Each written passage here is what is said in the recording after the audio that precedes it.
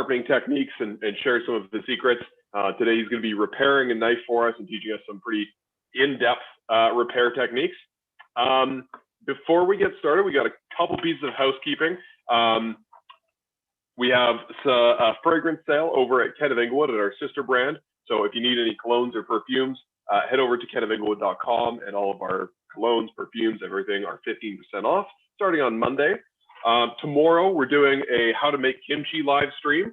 So you can tune in with me and Chris, and we'll be making kimchi in my kitchen, talking about fermenting and cooking and all sorts of other good stuff. And then we've got the 24-hour challenge, or $24 challenge, sorry, that starts on Monday as well. So Kevin, Chris, and Alex are taking that on.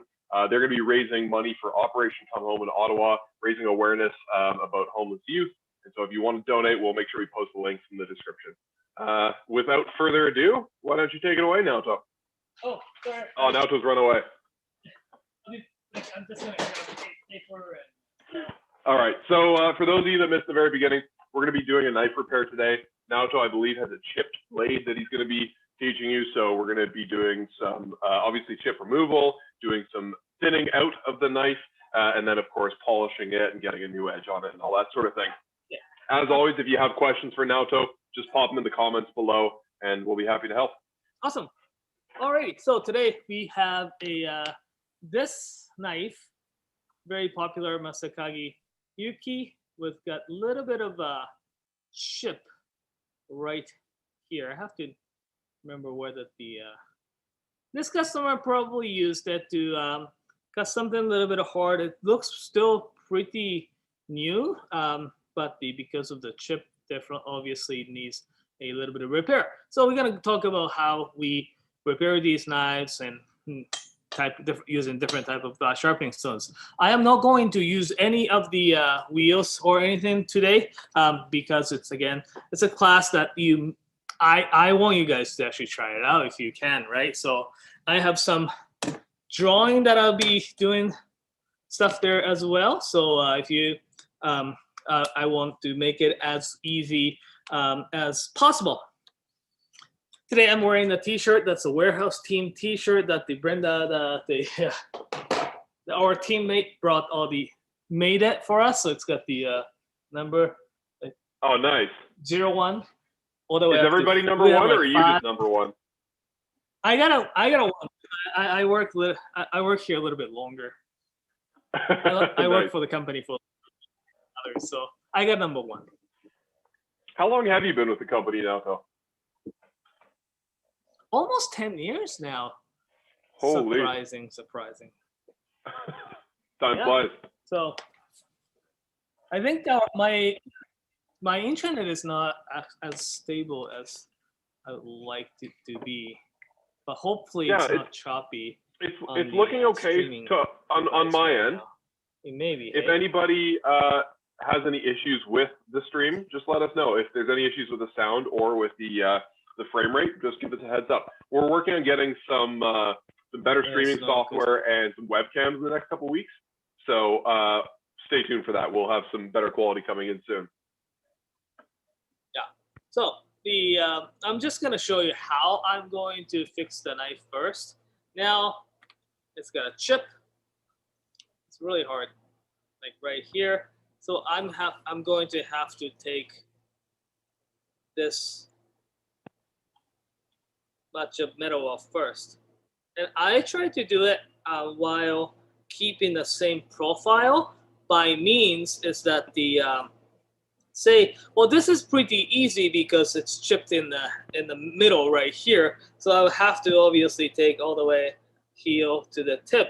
But sometimes when you see the chip right here or the tip part, some people goes like this. It's like very big exaggeration, but some people like to go like this and makes the whole profile quite a bit different. So I would like to keep the profile as much as possible as the same as original. So I'm going to grind this away. After doing that though, so knife edge, if you see the knife edge on the cross section, it's very nice and thin. But taking that much of metal off from the edge will makes the edge like, oops, so a little bit higher here. Edge like this. So what I'm going to have to do is to, after taking this bit of off, I would have to take this bit off. This we call it the thinning. So it needs to be happen in order for that knife to be as functional as it was before. So let's start. Awesome. So if you have any Now questions, just let us know. Yeah, we've got a couple questions. Damon Spector's tuned in, and they're wondering, does a diamond plate remove material faster than a stone of the same grit? I haven't tried side by side on the stone or diamond grit. I can try. Our diamond grit is not as fresh as the out of box. Diamond grit will start to wear down. So it may not work mine may not work as fast.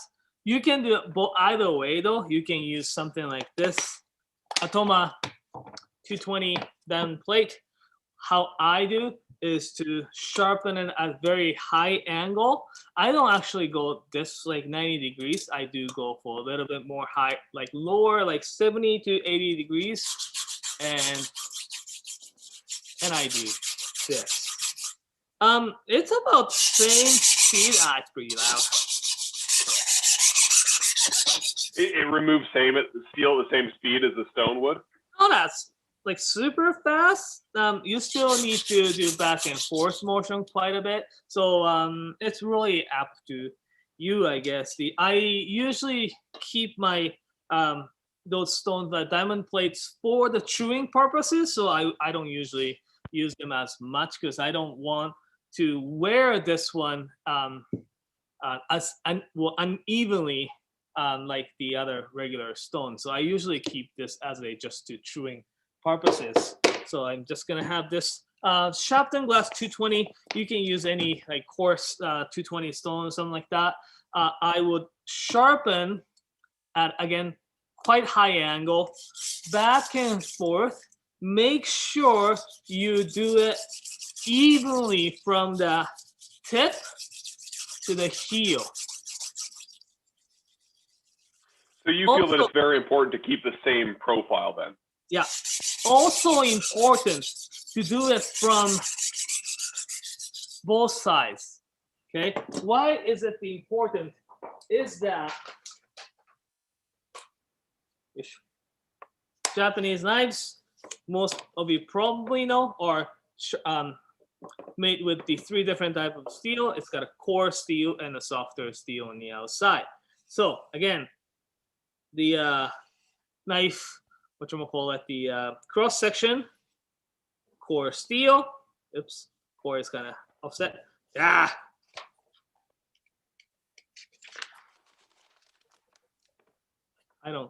like this one. I don't have to use the big thing. So it has core steel. So when you chip it, you remove this much first, right? In order to if you take this, so what I'm doing is that I'm giving that the 80-degree angle, something like this, right? I'm trying to sharpen it this way so that it's easier to thin from this on. If you grind it down only in one direction, like this, it's quite difficult to get back to expose the same amount from both ends. And you lose more this way because you cut it this, but this part needs to be ground down. So I try to grind 50-50 from both ends as much as I can. So you could definitely count these strokes. You know, I don't, but times or the strokes you can count, change. So it's more of a feel thing for you then, hey? Yeah. Now, regarding the diamond plate, some folks are kind of feeling in the comments that it depends on the steel that you're grinding. Do you find different steels interact differently with the diamond? Well, any. It's not necessarily just the diamond. The something like this, the Masakagi Yuki white carbon steel. Generally, it's easier to be ground. Super blue carbon steel, stainless steel. Those ones are a little bit more. They call it the wear resistant, so it's going to take a lot longer to be ground. So you can definitely use those diamond grits to remove those chips.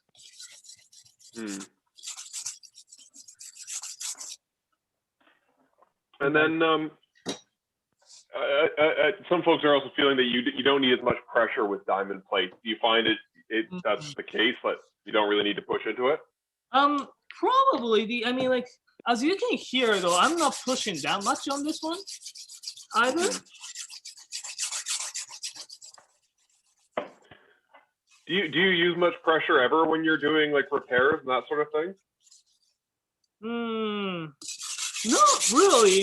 Because it has enough abrasives, going just back and forth like this should be.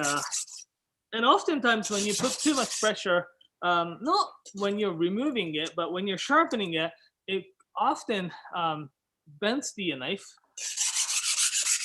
a little bit, so that can cause that blade to be to make a slight different profile or bad profile. That makes it. It'll kind of flatten out the curve a little bit. Exactly. Cool.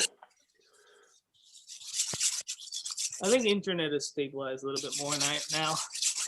Yeah, it looks and sounds pretty good to me. If anybody's ever having troubles with the stream quality, just let us know. Well, Blank says they've been waiting all week for the knife sharpening stream, and they always learn something good here. So thanks for tuning in, buddy. Yeah. Okay, a little bit more. So it's a little bit bigger. So as you can see on the camera, chip is starting to become small.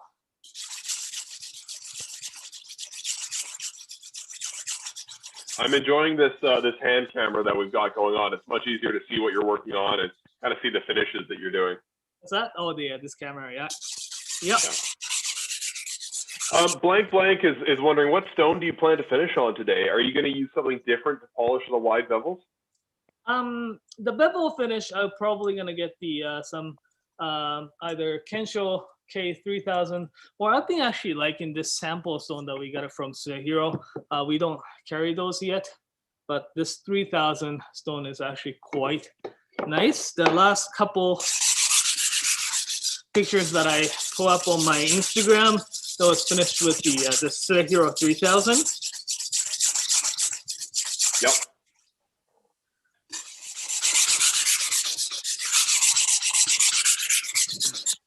Now, I've got a question. This is a knife that was chipped by a customer, right? And when we get a knife from a customer that's been chipped, probably from cutting something that's too hard and maybe the steel shouldn't have been used on, do you tend to make the blade thicker? Do you sharpen it at a different angle, or do you not thin it out quite as much at all? The thinning part, I don't want to sacrifice as much. I would still like them to feel the knife cuts as smooth, but I do put the micro bevel or the secondary bevel a little bit higher angle so that it doesn't chip as easy. Also, like where I thin, like say it depends, right? This either goes like this fine profile, or I go something like a little bit more like this profile, makes it a little bit stronger. So I like to make it thin, but I still think of how how convex the knife is as well. Obviously, this is much stronger than this fine edge, right? Yeah, that makes sense. So yeah, now, you don't. Go ahead, man. Oh, you don't want to sacrifice too much, right? It's not a punishment, right? When you, accident can happen, and we don't want to make the knife doesn't cut as smooth as it was before. It's a punishment, and I don't want to punish them by like if it's a first time, it's like first one, they shouldn't be punished. They should be like, oh, this is what happens. And I adjust them a little bit by sharpening it slightly thicker convex or a little bit higher Koba, but it's not, yeah.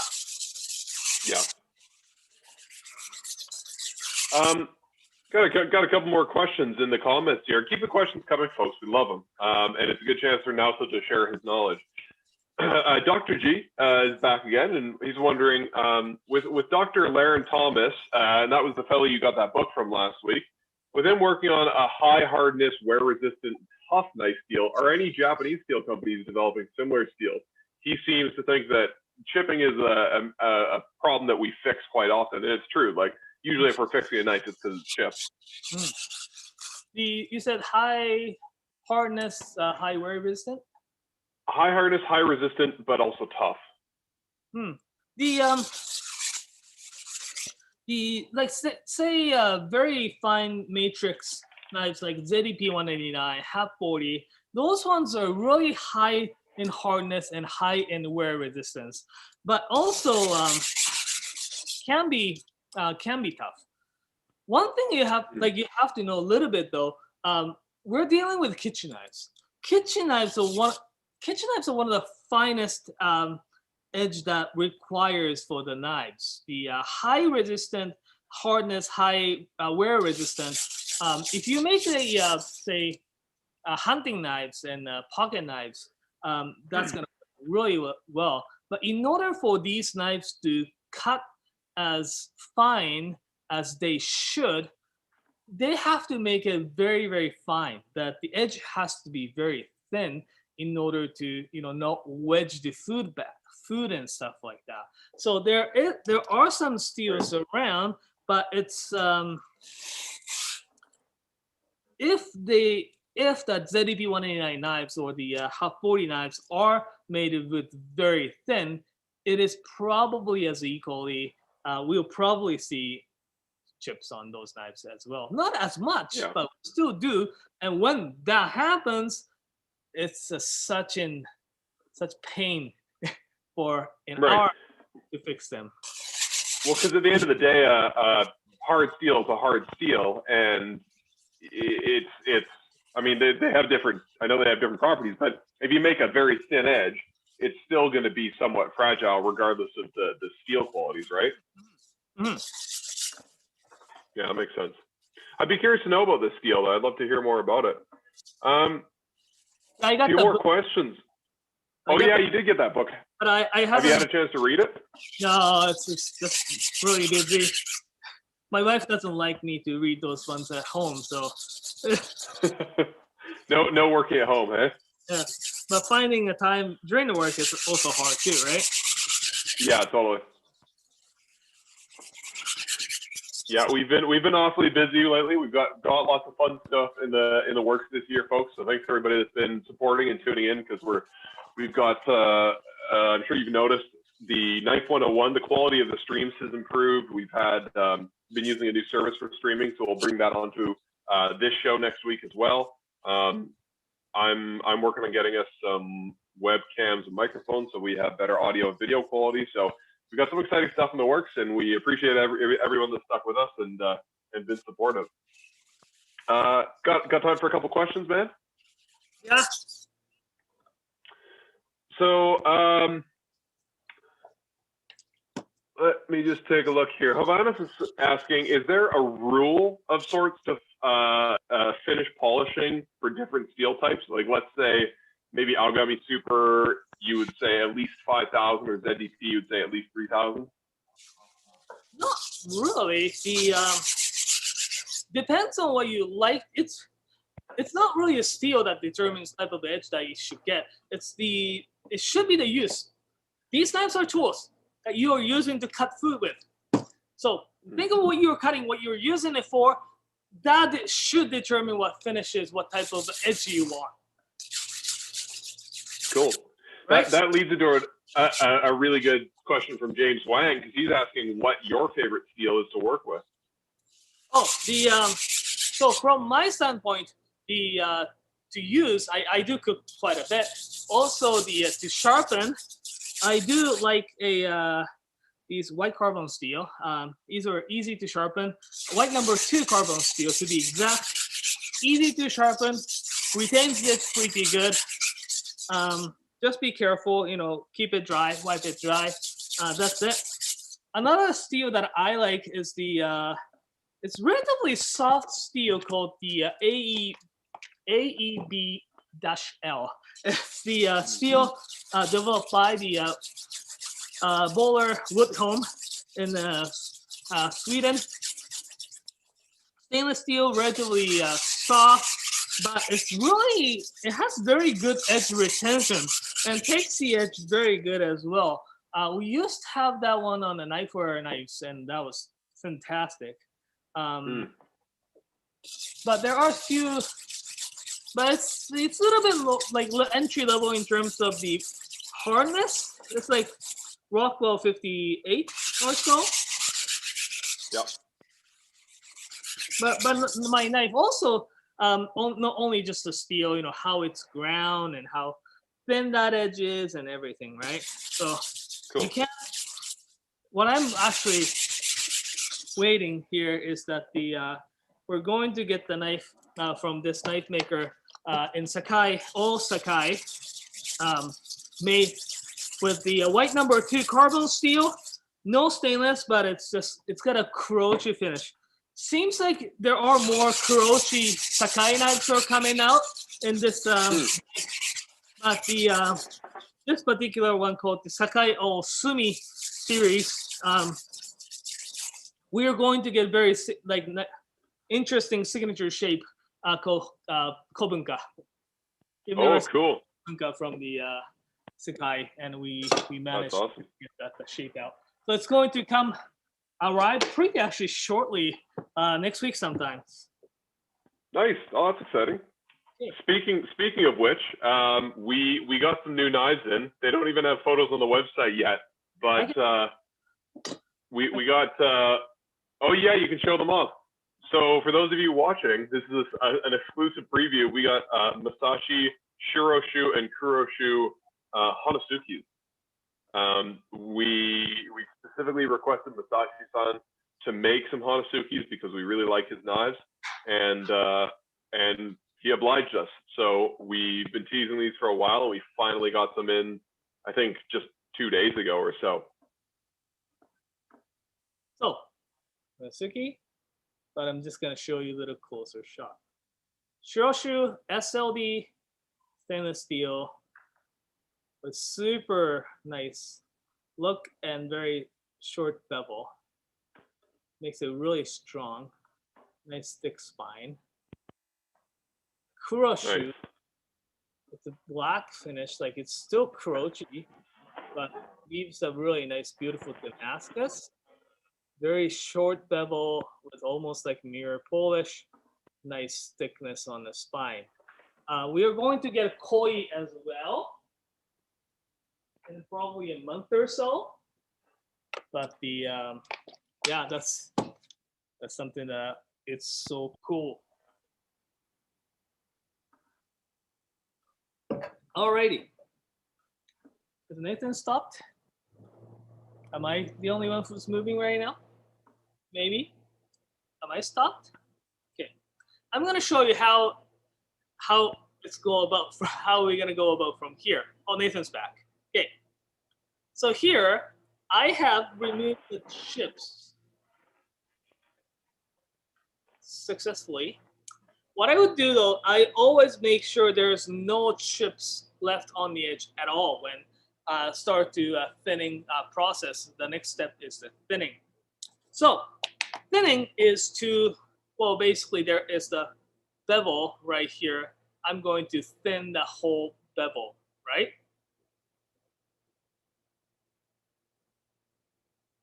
Oh, okay. I guess my hand is the host. So right here is right. So what I'm going to do is to put down on the edge like this, but I would like to actually keep it slight angle. Did you see angle change slightly? Instead, like this is flat, I gave slight. Okay, so the reason why I'm doing that is to give a bit of the, see here, I just did a few strokes. Not just touch, I haven't touched whole bevel yet, but I just touched the very end. To thin this part first so that I can make this bevel very nice convex to it. So I hold the knife like this way and tilt it tiny bit. You see a tiny tilt. Yeah. I'm not sure when Nathan be back, but by doing so, again, I am working just along the edge, the millimeter or two. I may have to do something. Give me 1 second here, because I should have people. Give me 1 second, everyone.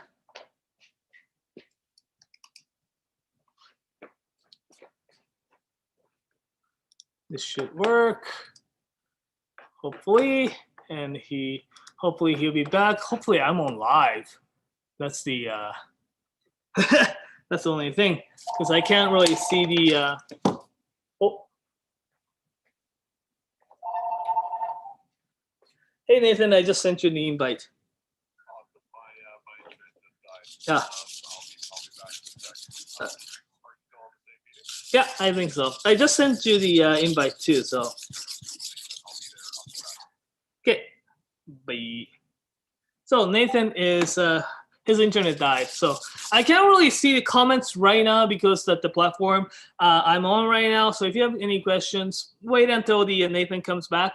But I'm just gonna keep going. So what I was doing here is that you see where it's being ground.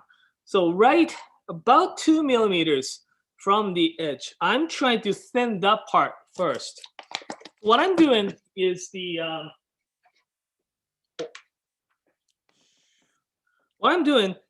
to sharpen this part, this angle first. Then I'm going to go up a bit from there. Okay, so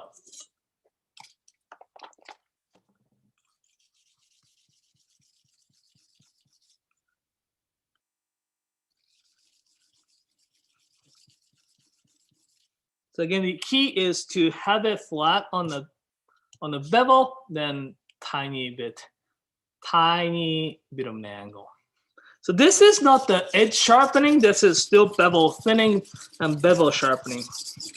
If you aren't quite sure, if you aren't comfortable, I guess to keep angle like this, very tiny, small angle, you can use the, we use those. I can't find them. The little thimbles, that the rubber tip to keep your angles, and you can have them on your spine like this. But it's very tiny, so you have to be a little bit careful. But here, so as you can see, it's like about 2 millimeters that I sharpen. So what I'm going to do here is to, from this tiny bit of angle, I will go a little bit lower and see to widen the bevel a little bit, basically. So now you see here, this part's been scratched, so this has been sharpened, not just the tiny bit about the tip. I keep going on this guy here.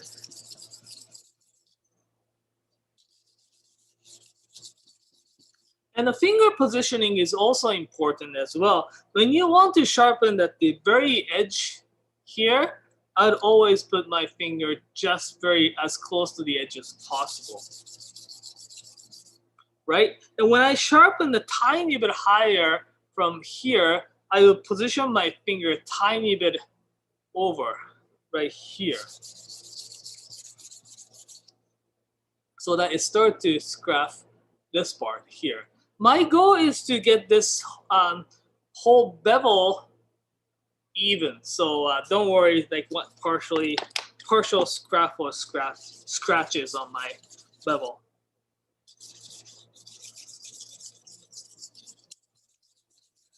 Okay.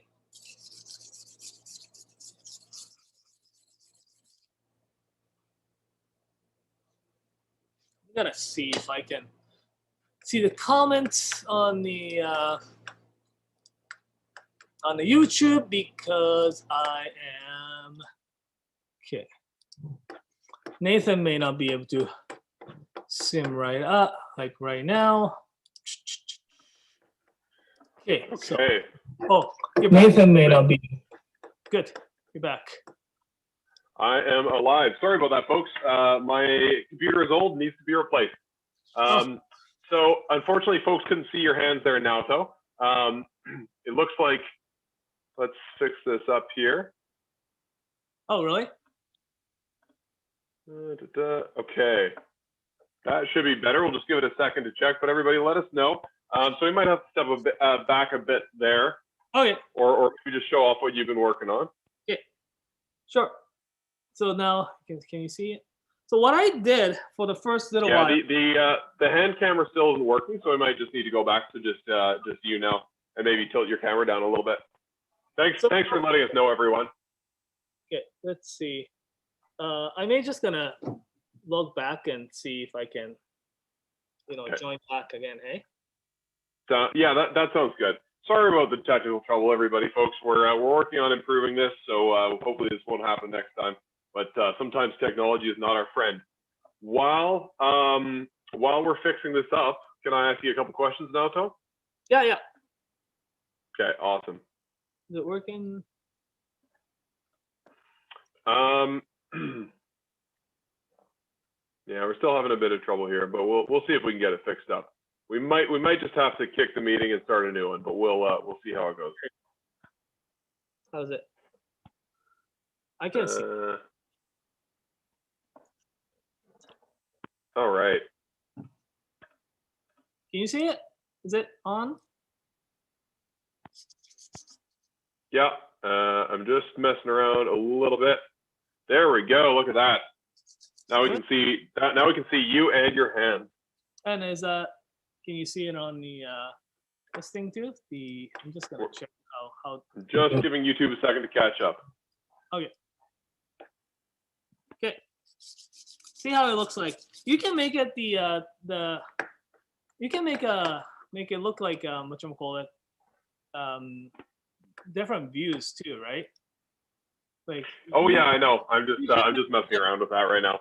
Because if you do a gallery, it's having a bit of technical trouble with your second camera there. Because what happens is that because right now it's the speaker view. Yeah, I've actually changed it, so it should be it should have highlighted your hands, but it's just having trouble with that second camera there. Okay. Hopefully we can see it. We can make it a gallery view as well, right? Because in the gallery view, everyone can. Yeah, it's just not working. There we go. We're back to normal. Good. Awesome. Sorry about that, folks. We finally got it worked out. Thank you very much for your patience and your feedback. All right, so where are we at now? So let's get back to sharpening. What I did on the this side here is that I started out at the very low, flat on this bevel, but give just slight angle like this, and I sharpen all the way to the heel. That what makes it is that makes this edge very nice and thin right here. Then I press it a little bit farther up right on the bevel, then sharpen whole bevel. So it's like sharpening at the two different angles at the making more like a convex edge. This on the back side, I'm gonna show you here as well. So what happens is that, so flat bevel here, I hold my knife like this, then give tiny bit of angle, tiny. It's really hard to see, but it's tiny bit of an angle. It's not the sharpening angle like 15, but a tiny bit. Then I press that close to the edge and thin out the edge parts first. So as you can see on here, you see about 2 like millimeter or 2 just on the edge that's been sharpened. It is to just thin out the bevel first. Then I start to lower the angle tiny bit. It's already very low angle, but I lower it a little bit more. So this needs a little bit more practice, right? The you know, I started doing this ambidextrously pretty recently, but the so you can see the bevel had gone up tiny bit. But it's not the hard. As you sharpen a lot of knives, this sharpening with the both hands is actually not that hard. People will think it's hard, but I can't. Like in Japan, the sign or the test of how ambidextrous you are supposed to be able to use chopsticks on both hands. I can't. Really? Is that for everyone or just for people who are ambidextrous? People are like basically the people who are ambidextrous. They should be able to handle chopsticks on hands. I'm not ambidextrous, but I could sharpen like this on both sides. Well, I remember you saying a couple weeks ago that's one of the best ways to even out the finish. So you got to, because I was struggling to get a consistent finish on either side of the blade. Yeah. Got time for a few questions? I gotta catch up a little bit. Absolutely. Awesome. So Grant Hendrick, he's been tuning in after our shows and asking lots of good questions in the comments. I'm glad you finally made it today, Grant. Austin knives are single bevel or 50-50. What exactly does 60-40 or 70-30 mean? Okay, so I'm just gonna show you by diagram. This being pretty handy. So 50-50, as you know, is like this. Sharpen from both sides, about 50-50 angle. The 60-70. So knives usually the bevels are sharpened 50-50. Usually there are some other exceptions, but the usually this grind here. The bevel grind or this grind is about 50-50. Some people will like to put 60-70 edge by means they sharpen one side a lot more than the other. Makes the edge slightly offset. What happens, so you can sharpen at the same angle to make it the 70-30 as well, right? This angle is the same, but you just work one side more. Then it becomes slightly offset. So what happens is that this edge is great for right-handed people because if you cut into some the carrot or the food, when you try to cut the cucumber, this will makes it easy to fall off like this way. Interesting. So if you're left-handed, you can definitely sharpen from one side and the other and makes it like this. So it feels more like it peels. It has more peeling kind of effect. So that's like, slight offset angle sharpening. You have to be a little bit careful when you're doing it though, because make sure, as I kind of talked about it earlier, Japanese knives are 3-layer, has a core steel and a softer steel on the outside. Make sure you always do expose the core steel. That's very important part. Cool. Okay. CA is saying, how long after buying your knives, if you know how to use them and you're using them in a personal kitchen, should you be looking at sharpening them? This type of sharpening, on the sharpening stones, probably a year and a half before it needs to be touched on the stones. Before that, you could definitely get away with using the we call it ceramic honing rod. What happens on the edge is that as you use them on a cutting board, the edge can roll over or creates tiny bit of a burr, and the honing rod is to deburr them. Just take the little burr from the edge.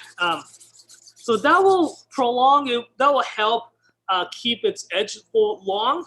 Then this you see like how dirty or the black this dirty gets. These are all steel coming off from the knife. You don't want to remove as this much of steel off with just regular use, or like every 3 months or so. So like once a year, after like 1.5, 2 years, the knife will tell you when it needs to be sharpened.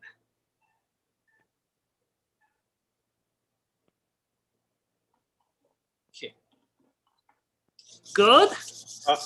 Yeah, so you were talking earlier about like 70-30 bevels and stuff, and Annabelle's wondering, is that just on the secondary bevel that you do a off-kilter sort of sharpening? So you could, like, that was like typical 70-30. There are some knives like a Honyaki does not have the prominent bevel, but some knives are made that very big right-handed, but from the bevel as well. So some knives have the big bevel and flatter, like this. There are some knives like this as well. Like some Honokis are made this way. We don't like that though, because there is so much flexibility to change from that. Because like construction of the knife itself is really already a right-handed bevel, right? Right. So I personally don't like it, but although I'm right-handed, but everyone should be able to use them, and everyone should be able to customize them if they want to, right? Totally. Who was it? Grant was wondering, said that Kevin mentioned, and so did the care letter on the Utah that we just sent him, mentioned sharpening with different grits on either side of a double-edged blade. I think this is a question that comes up pretty much every week. It's a good question. Why and what grits on each side? So that's very typical, or the secret method of the Shibata-san. Shibata-san is the guy who sharpens all the Masakage knives, kotetsu, tinker tanks, and everything before he ships out, and that's his technique. He claims that the finishing one side slightly coarser than the other will make the edge really nice, in balance between the good edge retention and biting edge, and also has the smooth edge on the other side as well. After you see them in a microscope, for some reason his knives will keep the edge really, really nice and long. He used to finish, and he always changes. He always experiments. He used to do it with the 800 on one side and 8,000 on the other. He does do it different right now, and he doesn't really tell us anymore what grit he finishes. Great secret. Yeah, it's a big secret, but also it definitely his ideal edge is definitely will have the enough bite, especially when you're cutting the carrots and stuff like that.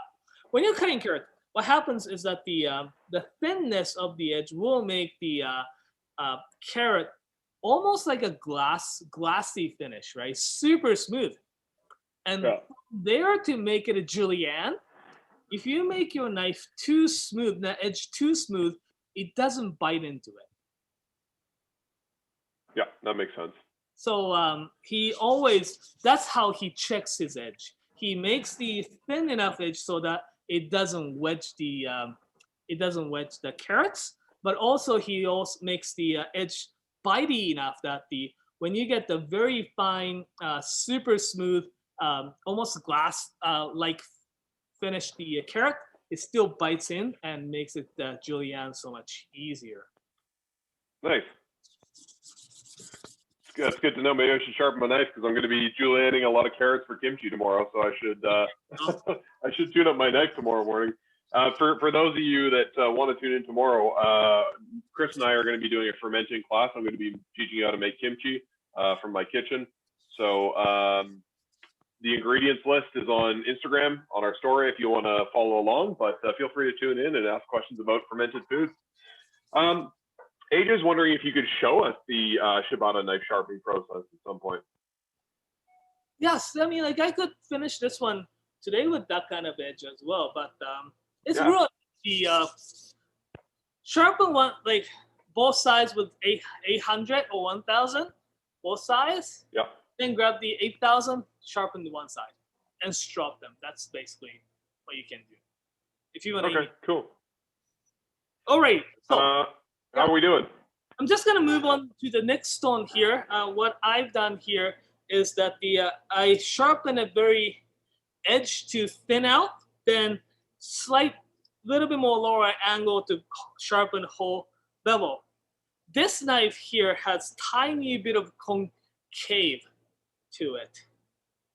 It does not affect any cutting ability. It does not affect anything except it makes the edge tiny bit more fragile. The concave can happen because the knife makers use the stone that is like 4 or 5 times bigger, but something like this. So when they start to grind at the bevel from both ends, they will. Ideally, you keep your wrist moving, and so that you get the nice bevel like this. But because that the particular stone that they were using, sometimes they make the, so like this is the flat part, they make the edge. I'm exaggerating, but like this. So it's a little concave, right? It caves in. So what happens on this one is that when you put that on the flat stone, there's a space or there's a spot that doesn't touch. It's not, again, not a problem unless this concave is really too big. That's when it becomes a little bit of a problem because one, concave bevel will expose much more coarse steel. This is how much it's going. You see that the Hagane line here with the very big concave edge like this, you will see much more exposure. So that makes the edge a little bit more fragile, right? Because you got more brittle steel that's poking out. Exactly. Okay. So just a little bit more careful. I'm just going to do a little bit of cleaning work because it has a little bit low spot that my flat stone doesn't touch. I have this stone broken off of 220 stone that has the carb right here. Oh. I'm going to just work the bevel. This step is not necessary.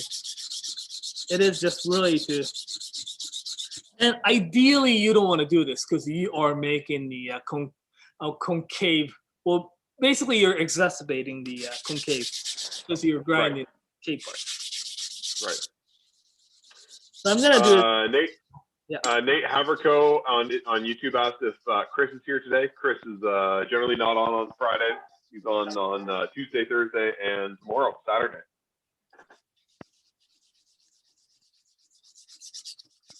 I got a few more questions here, some more recent ones. Yeah. Damon wants to know, do you ever open up a box with a knife for sharpening and face palm so hard that you need a few minutes before you start fixing it? Or at this point, are you just numb to it? So the damages and stuff? Yeah. I still do get sometimes like really, really bad ones. Yes.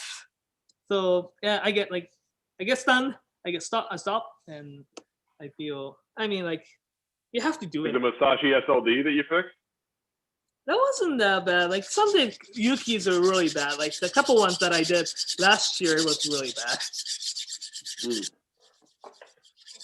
Or the knives that were in the car accident, those were pretty that was messed up.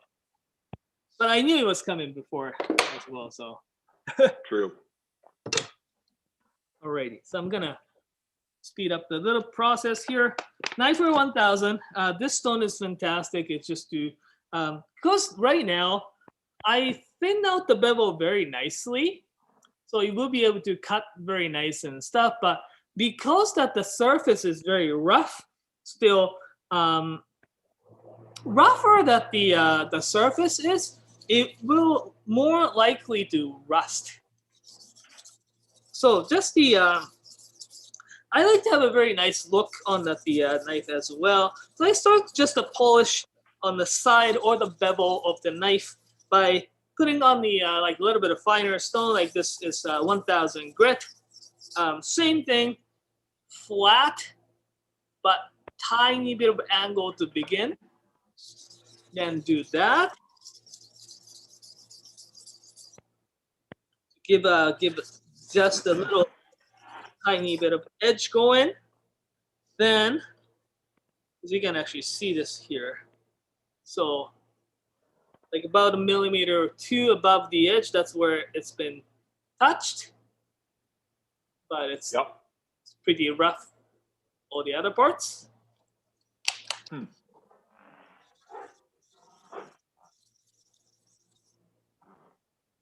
But as you look for the angle, yeah. Well, Hovannes wants to know, is there any difference in Honyaki and Kasumi from a sharpening point of view? The yes, the Honyaki is a lot harder because it's all hard steel. And recently, all the Honyakis have the hamon line at the spine level, so it's going to be so much harder. Great thing about sharpening Kasumi is that the softer steel on the outside will ground down much faster, and that will become another kind of polish agent to grind out the core as well. So it's definitely a much easier way of sharpening it. Personally, Honyaki is great. It's a great showcase of the craftsmanship and skill. But to be quite honest, some like knife shops sell Honyaki as it's so much more superior to the regular Kasumi knives, which is the sandwiched or the knives. I wouldn't think so. Because it starts from the same steel as well, and also Honyaki, they have to hammer so much more in order to make a shape that will. There's always potential of decarbonization. It leaves the carbon will flake off from the knife as well. So yeah, it's like I don't know the. I am owner, and like if I were to have Honyaki, I would like to buy Honyaki or own Honyaki myself, but I don't think it's gonna outperforms the Kasumi knives if it's made very nicely. Yeah, that makes sense. Damon Spector says, my wife watches all the murder shows on Netflix. He gets murder fixed from your Instagram account. Because all the people that murder their knives. Luckily, you can bring a murdered knife back to life. Naoto's very good at fixing knives, and if you want to see more stuff like what he's doing today, but really extreme, go to follow Naoto KW, N-A-O-K-W, or sorry, N-A-O-T-O-K-W on Instagram, and there's some pretty cool stuff that goes on there. So you see here, I've got the tip very nicely, it's nice and even. Whole part here is slightly low, so it doesn't touch, but this part has touched on the stone. So you can see whole middle part is different color, right? What I often do is actually get the little stone. I have the very thin stone. We used it for quite a while, and we break those stones. And this is again, it's aesthetic, but this part in the middle, I just use that little finger stone to clean them or just blend them.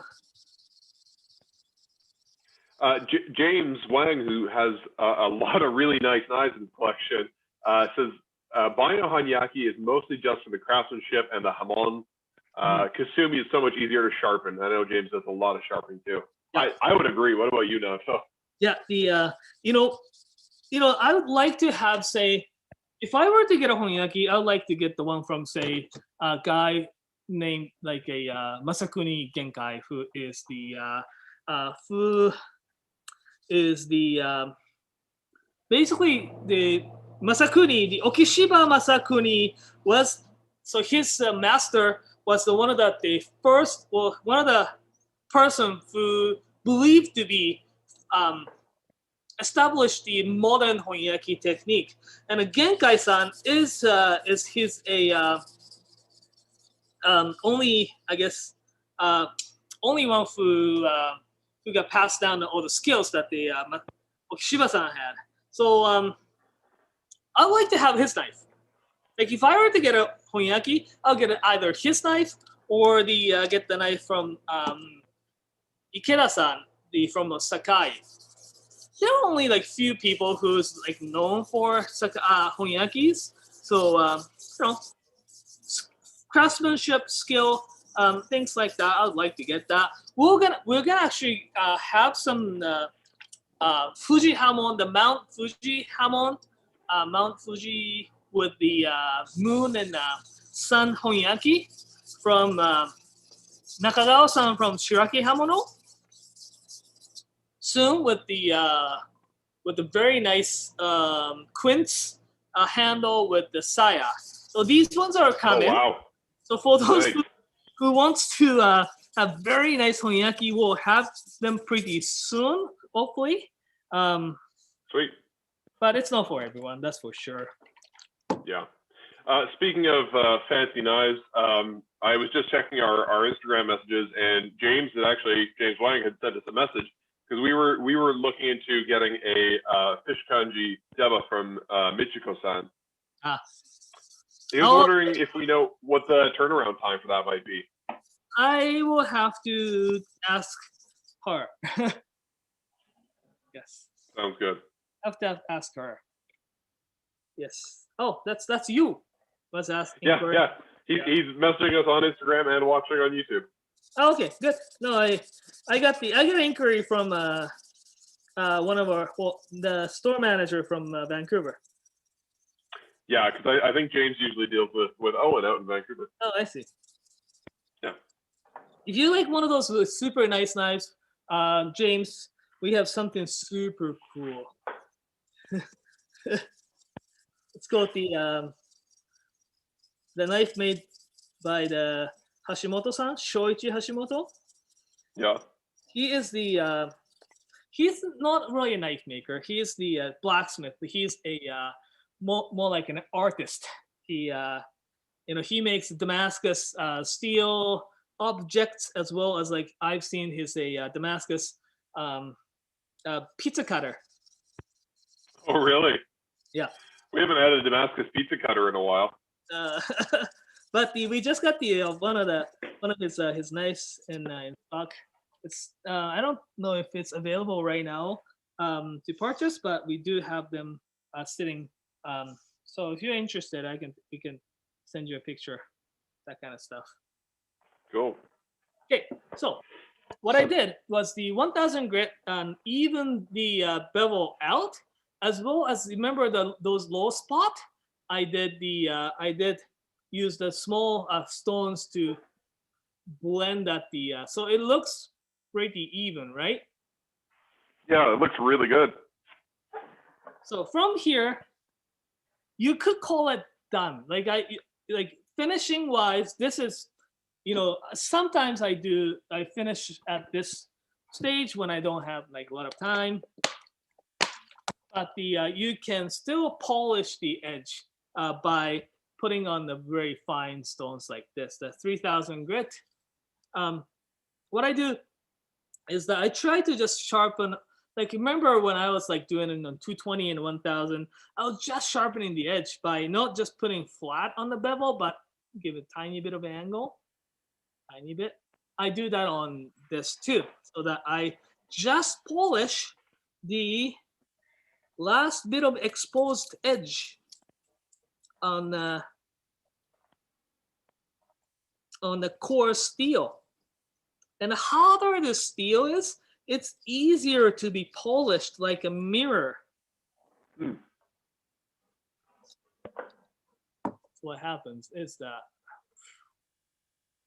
like it gets Wow. nice shiny just along the edge, and keeps that the nice smokiness at the bevel part. Cool. James is very excited by the Hashimoto Damascus. Yeah. And- I I'm gonna have to look this up now. And Damon wants a Damascus pizza cutter, specifically a rainbow Damascus pizza cutter. hey, that'll We be should get some of those for our garage sale. you should. The rainbow. The thing about the Hashimoto-san is that because he is the like the Damascus artist, he makes all the Damascus by himself. Rainbow Damascus is the one that the rainbow Damascus itself, the knife, not a knife, but the cladding itself is actually done in a factory. It's really hard because rainbow Damascus, for those of you who don't know what the rainbow Damascus is, it's got a stainless steel and it's got the copper and it's got a brass, like kind of layered into it. Do it in the house because copper melts in such a low temperature. Right. So it's like really hard to do it in the house. So the rainbow Damascus itself is actually made in the cladding company, like steel companies. But the Hashimoto-san is the true artist. He, I think, the knife that we got is that in a core. So he uses 4 different steels, two of which are going on the outside for the protection, 2 of which are going in a core. So the he uses I think very soft steel and a wrought iron on the outside, and a core he uses the white carbon and the blue carbon steel Damascus. So like 4 different steel. That's it. White carbon and blue carbon. That thing would get the craziest patina on the edge. Yeah. It's his knives, and I looked at it. We do actually have one sitting there, and the grind and thickness and just crazy good. Also, we have the hand-folded Damascus line, probably in May sometimes, from the Manaka-san as well. He's working on some project. Oh, really? Damascus line. Cool. Yeah. He makes such nice knives. I'm excited for that. But yeah, we're getting quite good selection on these knives recently. So I'm excited that we're getting some more stuff from more unusual and small makers that we haven't got from before. Yeah, the Hashimoto-san is very unusual. But right now, Blank was wondering about when you're talking about doing the Shibata-san style sharpening, where you've got finer grit on one side and rougher grit on the other side. Would you do the finer rough grit on a specific side, or does that matter? It doesn't matter. Yeah. Gonna cut the same either way, kind of thing. All right. I'm gonna actually show you how it's done actually. So now, almost done. If you look, knife here, it's got a nice smoky finish on here and very shiny. Oh, where's the camera? Very shiny on both sides. So now I made the edge nice and thin and polished them very good. So from there, I'm going to put the edge on. This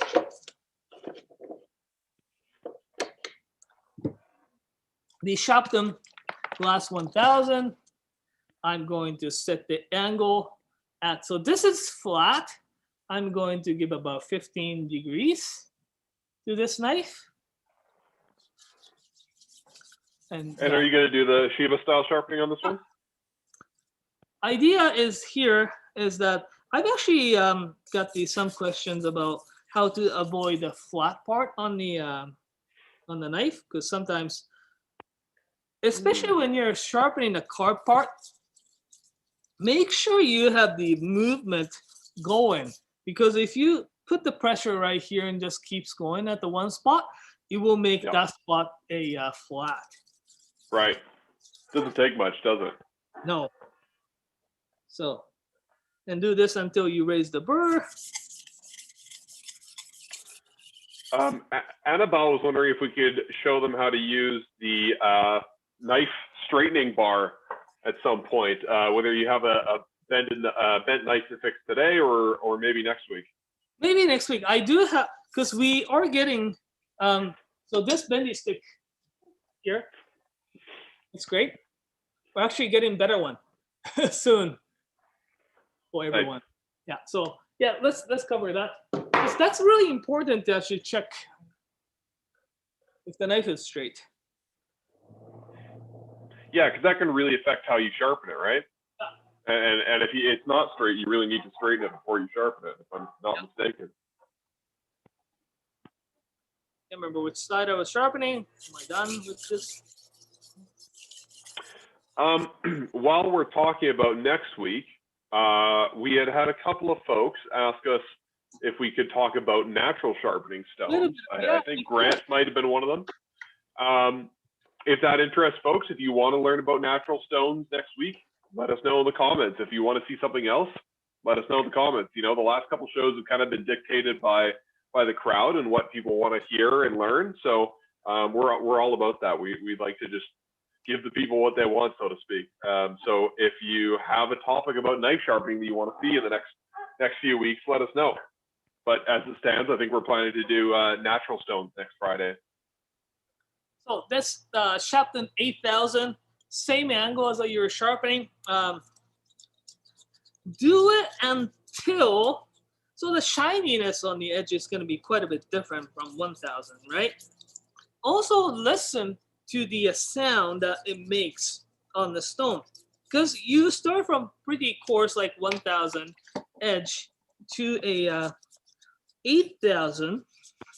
You like, for the first little while you hear the little bit clicking sound, because that the coarse grit is basically coarse edges kind of touching, biting into the fine bevel edge here. Then do it until that stops. So you're listening more than looking, eh? From here, it's really hard to see. Well, of course, you can see how it becomes very shiny.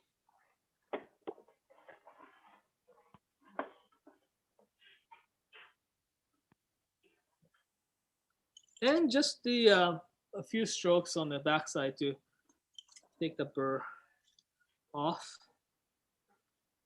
Shibata-san uses the linen or jeans. I use the jeans as well to strop. Do I have something to cut? If anyone else has questions, we're kind of getting near to the end of today's episode, so feel free to pop them in the comments. We'd love to answer some more questions. So the last bit, you can see. So it's got nice.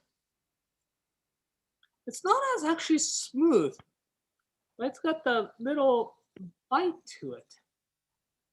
It's a little bit more rougher, but certainly has a good bite to it. And burr, a bit of burr on one side. So that's how he finishes his knives. Yeah, this should be pretty actually good. So this is kind of done. You know, remember how it started it? Now it's like all back in. Looks pretty nice now. Yep. And I gave them slightly thicker bevel, so it won't probably chip as easy.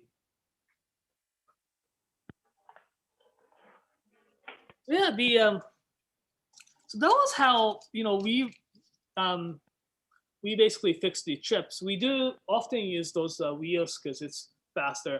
Remember, the first process that I did, I was actually looking at the clock, and it took me about 20 minutes to grind that much of 25 minutes to grind that much of steel off.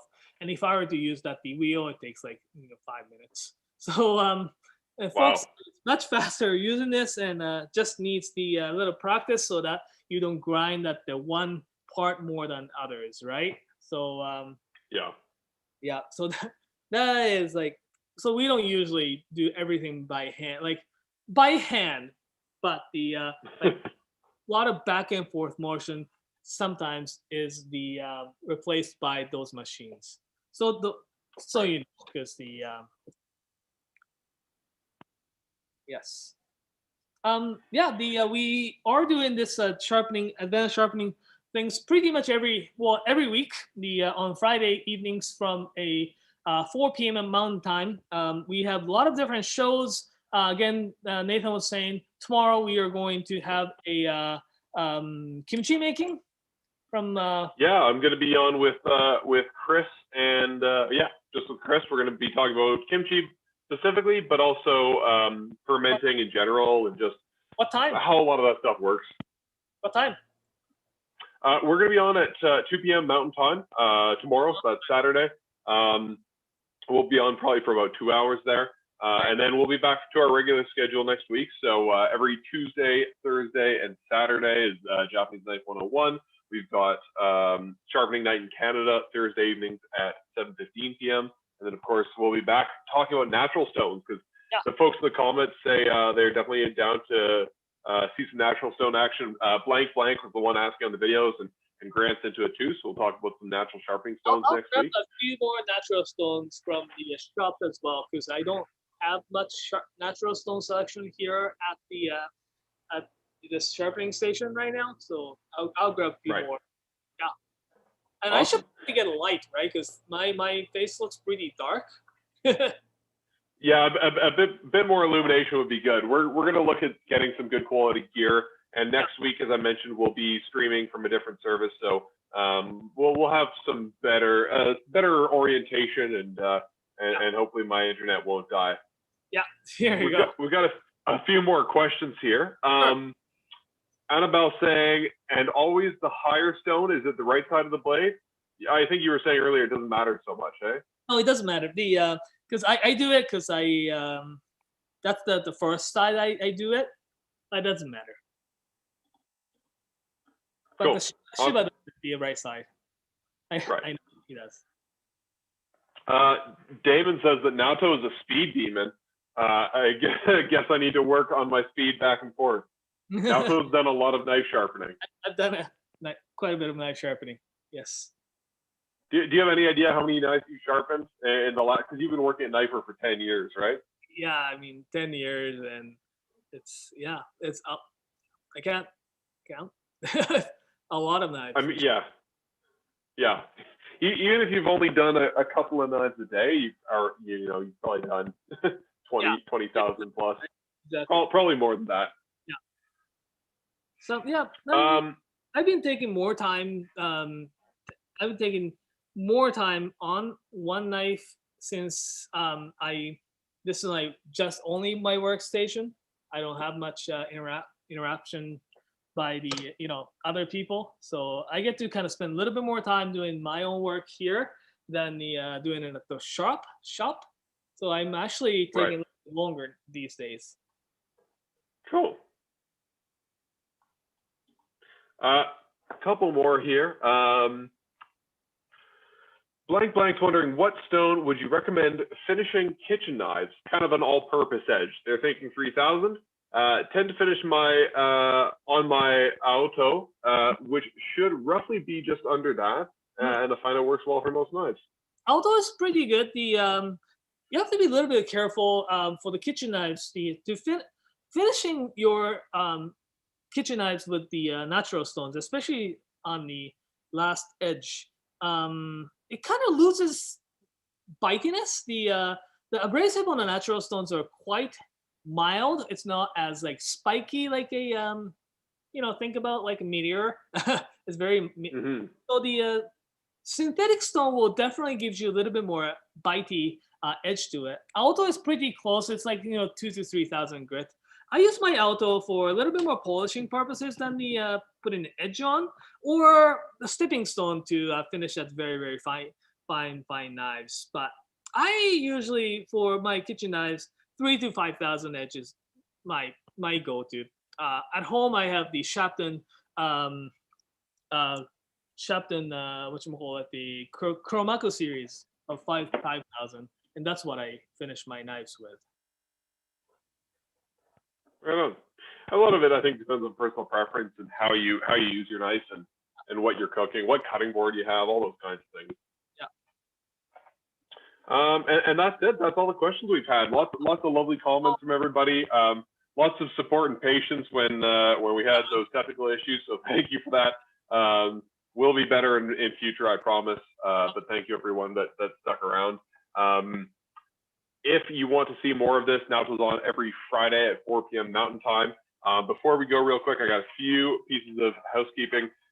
We have at our sister store, Kent of Inglewood, they have their annual fragrance sale starting on Monday. So perfumes, colognes, eau de toilette, all 15% off at kentofinglewood.com. We just got Masashi Hanasukis in Kuroshu and Shiroshu. So if you want to get yourself a Hanasuki, I've actually got my eye on one of these because I don't own a Hanasuki yet. They're super sexy. They just dropped. They're on the website. They don't even have photos yet, but they're available for order.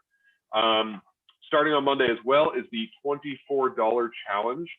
So Kevin, Alex, and Chris Lord are going to be taking that on. They'll be talking about it on Tuesday, and they're going to be raising money for Operation Come Home, basically raising awareness and funds for homeless youth in the Ottawa area and trying to keep them off the streets. So yeah, tune in, donate. We'd love that. And then lastly, tomorrow at 2 p.m. Mountain Time on YouTube and Facebook, we're going to be talking about kimchi and making some live. So if you want to learn about fermenting and cooking and generally just share in the bad joke making that happen, we'll see you tomorrow. Anything else from you, Naoto? No, that's you covered them all. Thank you. Awesome. Well, thanks so much, everyone. That was a lot of fun. I hope we see you all next week. Yeah. Well, yeah. Thanks for watching.